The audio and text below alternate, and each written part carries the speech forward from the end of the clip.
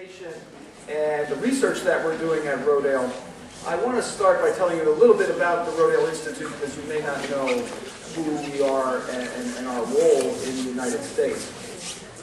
The Rodale Institute has been around for over 60 years, and our research station has been in place for over 40 years, right where we're located today. So we've been involved with organic from the very beginning.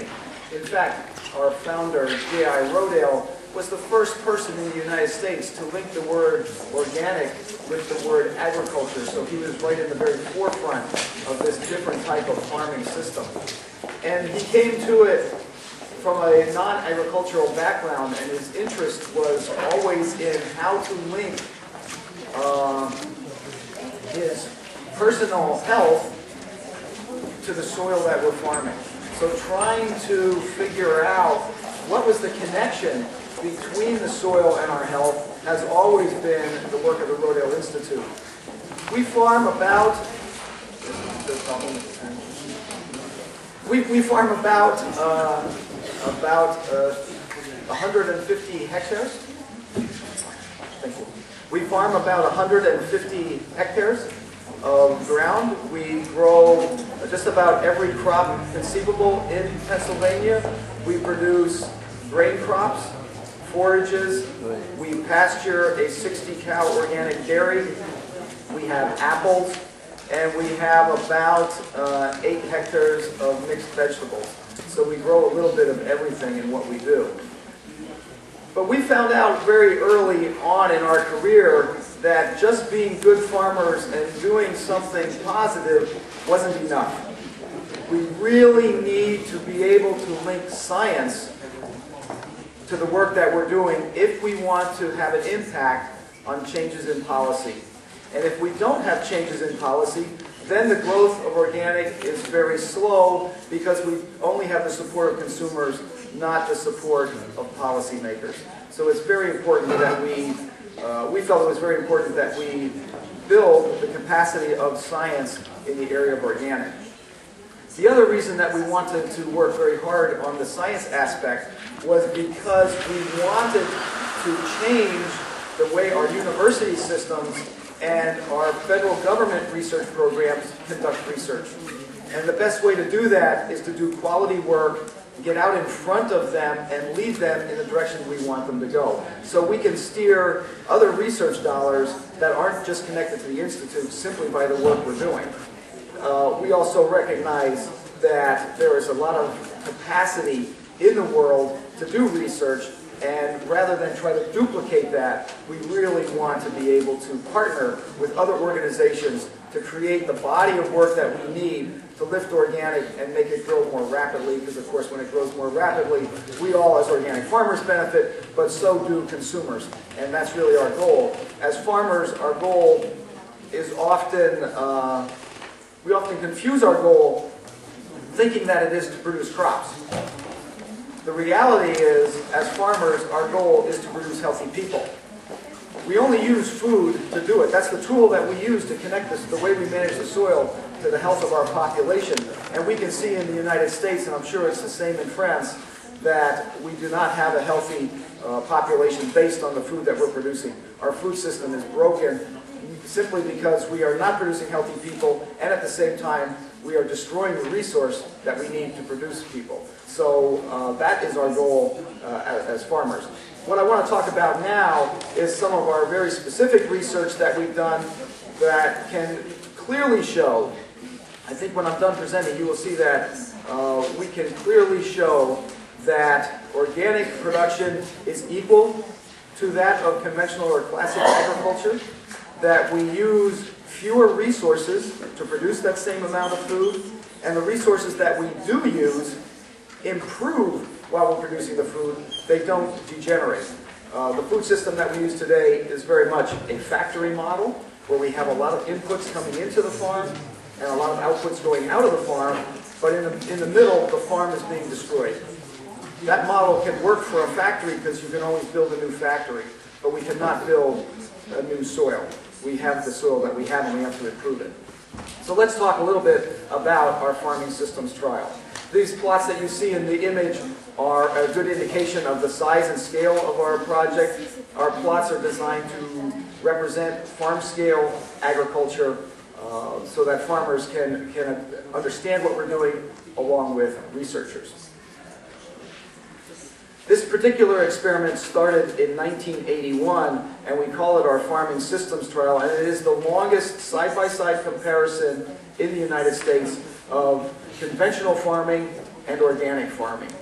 And the reason we started this experiment was because the United States Department of Agriculture did a study of farmers back in 1980, asking them why they did not convert to organic. What were some of the barriers to adoption? And some of those barriers dealt with what farmers anticipated would be a shortage of nitrogen fertilizer. They said, well, in order to be an organic farmer, you must have animals for the manure, for nitrogen. Therefore, if you don't want to have animals, you could not be organic, because there wasn't enough manure to transition all the farmland of the United States into organic without manure. So we started this experiment as a nitrogen study. And we have three particular farming systems that we are comparing. One is a manure-based system, so we have animals in the system. They don't actually live on the research plots, but the food that comes from there would be a rotation similar to a dairy operation or a beef operation. And then the manure from that operation comes back to those research plots. So we can have a very diverse rotation. The second treatment is an organic legume-based system where legumes are the source of nitrogen in the system. And the third one is a conventional system where we use chemicals to supply the nitrogen and to manage the weeds. A little more detail about each of these systems can be seen here. You can see the crops that we're growing. We grow corn, or maize, soybeans, wheat, oats, hay for forage, and corn silage. And we also use cover crops of winter rye and legumes. And again, the nitrogen source coming back to the plots, aside from the legumes that are in that system, is cattle manure or composted cattle manure. In the legume system, the rotation is a little less diverse because we do not have animals, so we have no use for hay or forage. So all of the crops are grain crops. They would be maize, soybeans, wheat, oats, and barley. And the cover crops, again, are winter rye and legumes. And the nitrogen source in this particular treatment is the hairy vetch, which you see in that picture there, which is a legume. And then the conventional system that we use is one that is based on the standards set by Pennsylvania State University. So we work in partnership with the university to dictate how that system would be produced. And in each of these systems, you may have noticed that in 2008, we divided our replications in half, and we created two distinct systems based on tillage. And I'll discuss that more as we move along. Oftentimes, I talk to a lot of scientists, and they always want to see research plot maps. This is a map of the research plots, and it's very confusing to just look at. But you can see that we are replicating and randomizing the treatments, so we are able to withstand the full scrutiny of the scientific community. Again, getting back to the premise of the work is to help policymakers have good, hard, basic science from which to make decisions. The real areas of research that we're focusing on in terms of our data collection is, of course, yields, because farmers are concerned with yields, so are policymakers, as we discuss how we are going to feed the world in the future. We look at soil quality, because our goal is not to feed the world for 1 year or 100 years, but to feed the world for thousands of years. And in order to do that, we must improve the health and quality of the soil, so we look at soil issues. We're also concerned with water issues, and I'll discuss that more. And then, of course, energy analysis, because we have to document the amount of energy we use, and then, of course, the economics. Because if it isn't profitable, no one will do it. This is just a bar graph that shows the complexity of each of the different rotations. The two across the top are the animal treatments, and you can see that we have a very diverse rotation that covers 8 years. So if we have corn in a plot, corn doesn't come back there for another 8 years. The treatments in the middle are the legume-based systems, which are only 4-year rotations, and then we have the conventional rotations, which in one case, the no-till has 3 crops in it, corn, soybeans, and wheat, and the other system is just a corn and soybean rotation, very similar to a large portion of the middle of the United States, which just produces corn and soybeans. And the reason that we're working with grain crops in this experiment and not vegetable crops, I often get that question, is because we decided early on if we wanted to have an impact on the largest number of acres, if we want to protect them or improve the health of the largest amount of soil, it would be on grain crops, not on vegetable crops. We do a lot of work on vegetable crops, but not in this sort of a long-term complex project. This project costs millions of dollars to run over 30 years, and so if you were to spend that much money, you want to have a great impact. I mentioned that we have to talk about yields if we want to talk to policymakers and farmers. And so here we are looking at some of the long-term yields, and you will see that in corn, soybeans, and wheat, we have comparable yields across the 30 years. If you look at the bright blue bar, that only represents the last 2 years when we transitioned to no-till and we're using some genetically modified corn crops in this experiment. I often get asked how do we use GMO right next to organic? And the reason we can get away with that is we do not market any of the crops coming off of these plots as organic. They all get sent to the conventional industry because they are organic in the way they're farmed, but because of the close proximity to GMO, we don't try to contaminate the organic market with that. But you can see that our yields are very comparable and in some cases actually better than the conventional yields. If you look at the soil results, which is also very, very interesting, you'll see that we are building the soil carbon and the soil nitrogen in the organic systems as we go along, and we're actually either not improving the conventional system or in some cases it's actually getting worse. And these are in plots where we're trying to do our very best at improving the soil nitrogen and the soil carbon, and even working as hard as we do, we can barely keep it even. That means that most farmers are actually losing carbon and losing soil nitrogen while they're producing their crops. So as conventional farmers come and talk to us, they say, well, I can't grow crops without chemical fertilizer. And we say, of course you can't, because you're killing your soil. So if you kill your soil, you can't expect it to work for you. In the organic systems, we can do it because we're improving the health of our soil. And if you look at the long-term carbon data, thinking about climate change and the impact that agriculture has on climate change, you can see that both the red bar and the green bar, we are improving the amount of carbon in our soil, and the blue bar, we're losing soil carbon, which means we are putting more carbon into the atmosphere in this farming system than we are using. So conventional agriculture is part of the problem. Organic agriculture is part of the solution.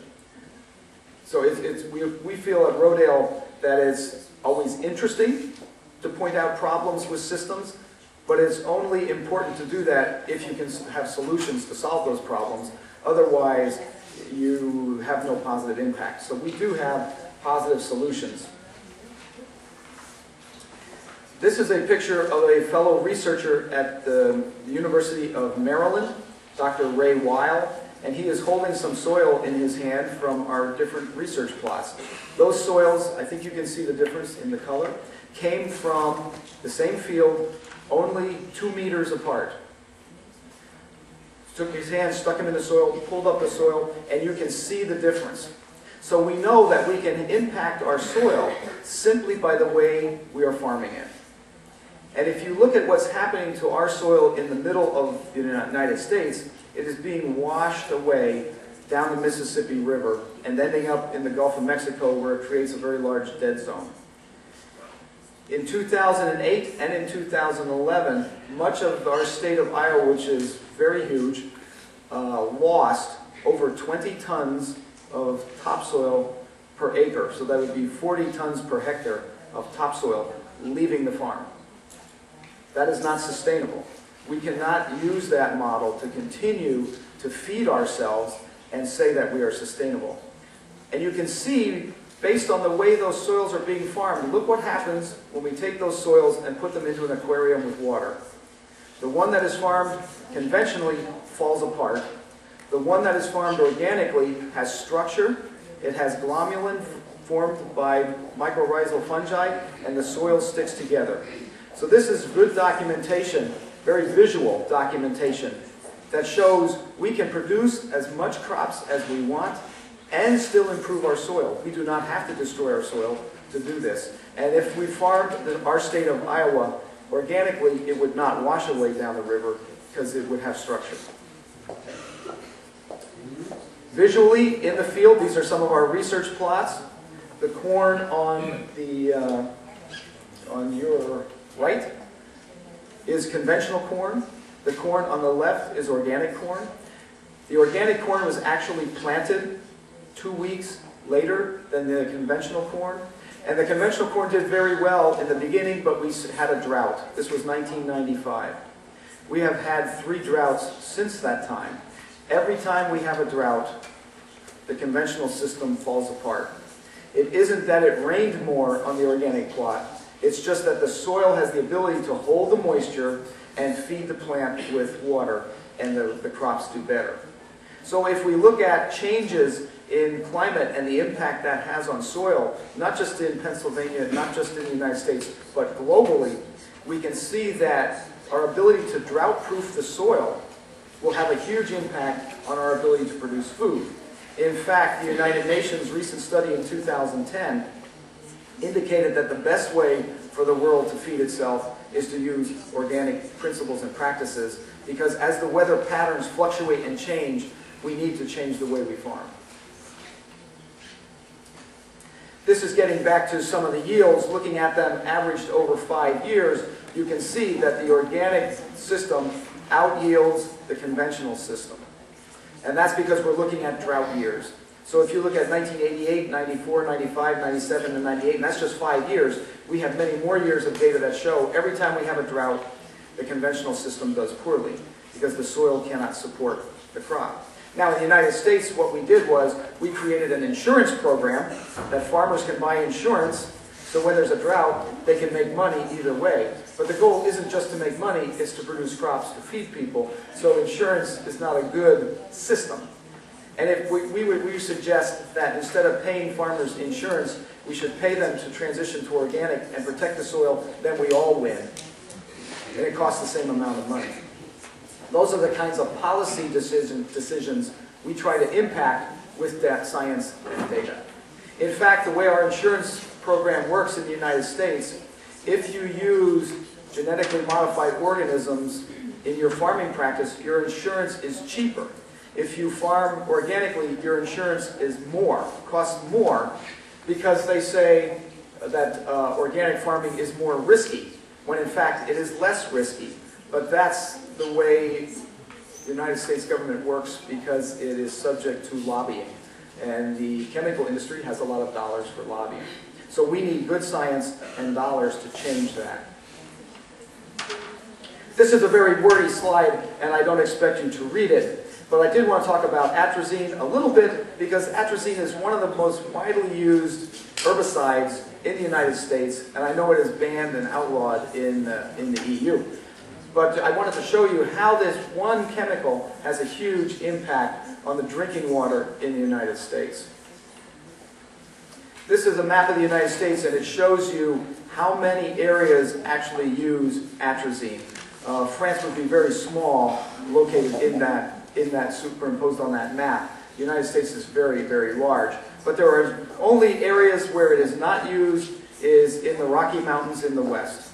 Other than that, atrazine is in every state, in every soil, and it is showing up in every well. We do use other herbicides. For corn, you can see what we use. For soybeans, wheat, and other crops. Just wanted to show you that we do use a lot of herbicides to create these conventional systems, and those herbicides have a very negative impact, not just on the soil, but on the economics of the system, because they're very energy intensive to produce. Looking at the different tillages, what's happening in the United States is that farmers are reducing or eliminating tillage in their conventional production systems. In place of tillage, they are using more herbicides. So you can see in the no-till conventional system, we use almost 3 herbicide applications per year and only 1.5 when you use tillage. So as we reduce herbicide, as we reduce tillage, we increase herbicide use. I'm going to talk about the way we're using organic systems with cover crops to eliminate tillage with no herbicides. The idea is that we can use very modern agricultural techniques to produce crops in organic systems. We don't have to use chemicals. In order to test the water in our systems, to know how much chemical pollution we're putting into the groundwater, we have created these very elaborate intact soil core lysimeters. We designed and put these into the system, and now the US government is using the same system. And we have about 100 of these in our research plots in our farming systems trial. So you can see how we capture the water that percolates through the soil. And what we're seeing is that in the organic systems, we have a 15 to 20% higher percolation rate. So the soil is charging with water, less runoff, because the water is soaking into the soil. The nitrogen concentrations that are leaching into the water are much less, because they're being trapped and held in the biology of the soil. So in chemical systems, you need a lot more nitrogen to grow the same amount of crop, because it's a very leaky system. The water carries the nitrogen out of the system. And if you look at just this one herbicide, atrazine again, you'll see how when we apply atrazine to the soil in our conventional plots, we go above the safe level for drinking water by the USDA and EPA standards. And if you remember that map of the United States, we're doing that over the entire country of the United States. So during the time of application, we spike the atrazine, it goes over the limit. But what's even more interesting is if you look down at the very low levels, the negative effect that atrazine has on a simple animal like an amphibian is at a much lower level. And why is that important to us as people? Well, what we're seeing is in our agricultural communities a greater concentration of birth defects, because in pregnant women, the fetus is very much like an amphibian in terms of the way chemical switches are being turned on and turned off in the production of the fetus inside the uterus of a woman. And we are seeing that the drinking water is having a huge impact because of the chemicals that we use. So in many cases, or at least in the case of atrazine, France is way ahead of the United States by outlawing that and not allowing that one chemical. But the problem that we're seeing in agricultural systems, even here in France, is that the chemicals that we're applying to the soil do not appear as single chemicals like atrazine. They are in a chemical cocktail or a chemical soup that is very complex, and those complexities have a very, or could have a very negative impact on the way they work in the system. So it's not, and when the governments check these chemicals, they check them one at a time. But then you put them into this cocktail and dump them in the soil, so it's not fair. If you look at some of the recent trends in agriculture, there is a large switch from conventional crops to genetically modified organisms, and we are starting to do the same thing in our farming systems trial so that we can maintain the integrity of the word conventional. We are trying to do the most conventional system we can and compare it to organic so that we have a very fair representation of all the systems. But the problem that we're seeing now in the conventional systems is that we are creating super weeds and super insects that the chemicals no longer kill. So when you talk to the chemical company, or in our case, when we talk to Pennsylvania State University and ask them what to do, they keep saying use more and more and more, and the expense goes up and up and up, and the profit goes down and down and down. For the farmer, the profit for the chemical company goes up. So it all depends on which side of the fence you're on. Looking at the energy analysis, it takes 45% more energy to produce the same amount of crops in a conventional system. So we are saving 45% of the energy that it takes to produce a crop of corn, soybeans, wheat, all those crops put together. That's really important because when you look at what we have great shortages of in the world, energy is one of them. Energy is not going to stay cheap. We see the price of petrol going up, the price of natural gas going up, oil is going up, and it is not going to get cheaper, it's only going to get more expensive. So to use these materials to produce nitrogen fertilizer is incredibly foolish when we can get nitrogen from the air, since 78% of the air we breathe is nitrogen, and we can get it with legumes basically for free. Why should we use a high-value product to create a low-value crop? That just doesn't make sense. Unless you're trying to sell energy, then it makes great sense. But we have to decide who is really in charge. At the same time we're using less energy, we're also emitting less energy. So we put less carbon into the atmosphere when we're farming organically. So we use less and emit less all at the same time. And this is a bar graph that sort of shows the energy analysis of our systems and the level of detail that we put into our science, again, so that we can have the impact we want on policymakers. And what you can see very clearly that is if you look at mineral fertilizer, the big blue bar on the conventional side, you'll see that a lot of energy goes into making nitrogen fertilizer, a tremendous amount. In fact, PepsiCo Corporation, they produce Tropicana orange juice in the United States. They did an energy analysis of their entire operation, and the goal was to see how they could adjust their operation to reduce their carbon footprint, because they wanted to show the world that they were, even Pepsi is green. What they found out was, they thought that they would have to change their packaging or their distribution systems to reduce their carbon footprint. What they found out was 58% of their carbon footprint was in the nitrogen fertilizer that they used to grow the oranges. They could cut their carbon footprint by 50%, cut it in half, simply by planting legumes under the orange trees. And they can still distribute orange juice to every table in the world that they do without changing anything. I'm not suggesting there isn't other ways they could change things to make it even better, but just by changing the fertilizer on the oranges, they could cut their carbon footprint by 50%. That's huge. And we can do the same thing across the world. So we can cut the amount of carbon and the amount of energy that we're using by 50% just by changing nitrogen fertilizer in the world. And at the same time, we're emitting less carbon gas when you look at the entire system. So when you look at it's not just the energy we're using on the farm. We often talk about biodiesel or creating our own fuels that we can use on the farm, but there's a lot of fuel used in producing the products that we use on the farm that must be accounted for in the product that we're selling on the farm, because that's the end product. And when you look at that, conventional farms are emitting more greenhouse gases.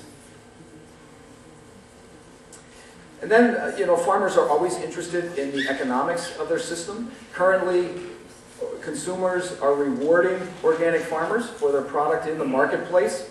And you can see that when you look at conventional systems, the amount of money that an acre, I apologize, this is in acres, not hectares, the amount of dollars that we generate is very low, $170 per year on the no-till systems. And when you look at the organic systems, they're 3 to 4 times higher in terms of the amount of dollars that we generate as profit. We generate about the same amount of crop, you saw that in the yield, but it costs more in terms of input dollars to create conventional products than it does organic products. And the reason for that is organic farmers typically are trading their own labor and their own input for outside inputs, for external inputs. So any time you trade your own labor, that's dollars you can keep in your pocket. When you buy external inputs, those are dollars that are going off of the farm that you never get to recover. And you can see, if we look at organic wheat, averaged over 30 years, we're making $800 an acre profit, and in the conventional system, you can see we made as low as $27 a year compared to $800. So it's a huge shift. Now, we cannot grow wheat in the organic system. You must balance that across the whole diversity of the crops that we're producing. And again, this is just a bar graph showing you how those economics of scale work. And this data has also been replicated by the United States Department of Agriculture. When they did a survey of organic farms across the country, they found the exact same information, that organic farms, even though they have higher labor costs, are more productive and they produce more dollars return to the farmer. Now, that's very important, again, when we're talking to policymakers, because we can show that we can create more jobs in organic farming systems, and the farms and the jobs we create are more profitable. We're improving the landscape and the soil while we're doing it, and we're producing the same amount of food. So this kind of scientific data is extremely important. Just a bar graph to show you how those different amounts of costs and expenses are allocated across the project. So we do use fuel, and there's some custom hauling, and we figure everything in herbicides, fertilizer, all of the interest on your capital. These are very detailed economic studies that we have a lot of data on. Each of these graphs would have a very large research paper behind it to support all the data that goes into it. And those kinds of reports are available should you want them, and they're also used by other scientists, other researchers, other economists to create their models. So what did we find out after 30 years? Well, we found out that the yields are the same or better in organic systems. So we know we can produce more food. We found out that the systems are more tolerant to weed competition. If you have the same amount of weeds in a conventional system, they fall apart. In an organic system, they can tolerate the weeds. We found out that we can improve the soil structure and the soil health with organic systems. We found out that we use 45% less energy to produce the systems, and the efficiency of the organic systems was 28% higher. We found out that we emit 40% less greenhouse gas than conventional systems when we farm organically, and we found out that they are 3 to 4 times more profitable. So in almost every indicator that you look at, organic systems make sense. The one piece of information that's missing from this experiment is that final connection between the soil, the health of the crop, and the health of the people. So as we look forward into the next 30 years of this project, we're going to begin to look at the impact that this farming system has on the nutrient quality and the nutrient density of the food that we're producing. Because our goal, again, isn't just to produce food, it isn't just to build or improve the soil, it is to improve the health of people, and so we need to take it to the next level. Let's skip that. Now, we spend all this time building the health and the quality of our soil, and then as organic farmers, we till our soil. I was on some farms over the last 3 days here in France, and I did not see this, but I did see tillage. But what if we planted our crops organically like this, where we use biology to work with us, so it allows us to use modern no-till planting equipment and the science and biology of cover crops to create a mulch on the soil that we can plant right through. This farmer was planting cotton in California. We designed a roller crimper system that allows us to take advantage of the biology of cover crops. Any of you who are organic farmers know that when you have a thick mat of cover crop, you don't have weeds. If you are a home gardener, you know that you can mulch the surface of the soil and prevent weeds from germinating and growing. So our idea is to take that biology, that fact that we know works, we can mulch annual weeds. Let's take that fact to large-scale agriculture. This is a maize in the middle of the season, no cultivation, no weed control, no herbicides, just simply mulch. And the mulch that we're using is a legume, so it's also the nitrogen fertilizer. So we can grow the nitrogen and grow the weed control biologically on the surface of the soil. It works with soybeans, it works with many crops. You can see how the mulch is suppressing the growth of the weeds. It can work with green beans, or lima beans, or zucchini, or cucumbers, tomatoes, any kind of crop. The trick for us now as scientists is to figure out which cover crops work best with which cash crops. This was a farm in the center of the United States, the state of Kentucky. I was visiting there last summer, and you can see the people walking through the field of soybeans. Those were soybeans that were no-tilled, planted on an organic farm into rye, and the field was about 15 hectares. And if I would have challenged you to find a bucket full of weeds in that 15 hectares, you could not have done it. All organic, no tillage. The same with the corn or the maize on the bottom. That was planted into hairy vetch, and you can see how beautiful that maize is growing. No tillage, no weed control, plant it and forget it. These are some tomatoes that are at our research station in Pennsylvania, where we are growing them by transplanting them directly into rolled cover crops. So the beauty of these systems is that we can use modern agriculture. In fact, there are now transplanters that were designed to plant into these mulches, so we can drive the tractor with the transplanter, pull it in there, plant it without disturbing the mulch, and lay drip tape underneath the mulch at the same time. These are pumpkins. It works with any kind of a large seeded crop, because large seeded annuals have the energy to push through the mulch, but the weeds do not. So again, these pumpkins have no cultivation, no weed control, just plant it and go away. Come back and harvest. I'm going to try to play a little video that shows how the system works, and it's, we'll see if it works.